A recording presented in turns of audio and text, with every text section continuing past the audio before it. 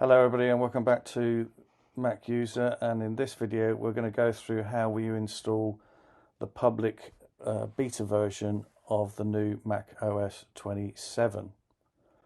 So let's get into it.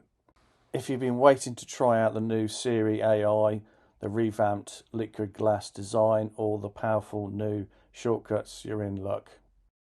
Apple have co-named it Golden Gate. macOS 27 is officially moving exclusively to Apple Silicon, so no more Intel processor machines, and also any of your Intel apps are not going to work on this version of the Mac operating system. So if you're still got a Intel based Mac, unfortunately this update isn't for you. You're not going to be able to do it.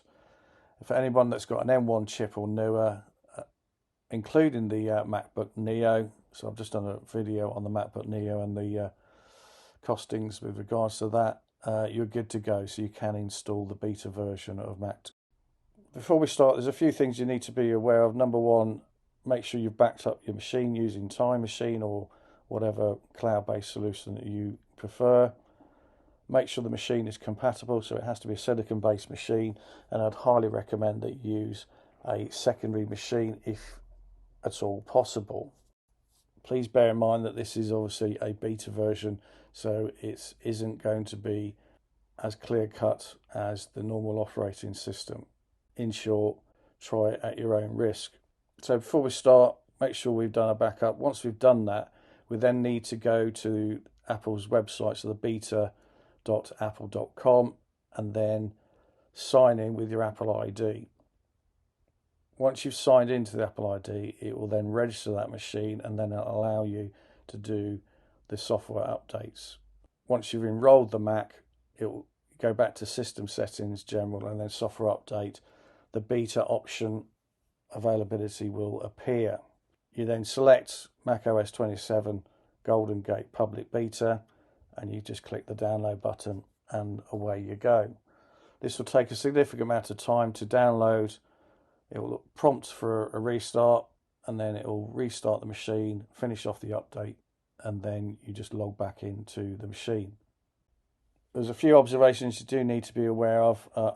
I noticed that when I logged back in, it insisted that I had to 5-volt the machine. So I allowed it to do the 5-volt machine. Because this is a beta machine, I'm not worried about the machine too much. I then turned it off in System Settings afterwards. But please bear that bit in mind. On the reboot, and you log back in, it will obviously identify that the software update is completed.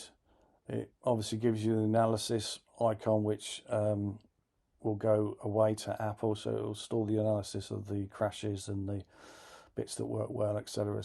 for it, so that automatically goes away and acknowledges that. Then you can then program Siri, so you can then do your Siri voice programming. It then gives you a brief intro into like the displays and what you're capable of doing with that, and then it gives you a quick summary of your notifications, and then it will give you the Mac is protected by 5-volt, so it's automatically 5-volted on the machine, which you can turn off at a later date. And then it goes through a quick presentation basically on the liquid glass process, and then you're good to go. So once you've done that, you're then good to go to obviously browse the internet, check out your apps, and just make sure that everything is working up to date. Anyway, that's it from me. Hopefully you found that one of use. If this guide helped you out, click the like button and subscribe for more deep dives into macOS 27. Look forward to seeing you on the next video, and as always, have a great day. Thanks for watching.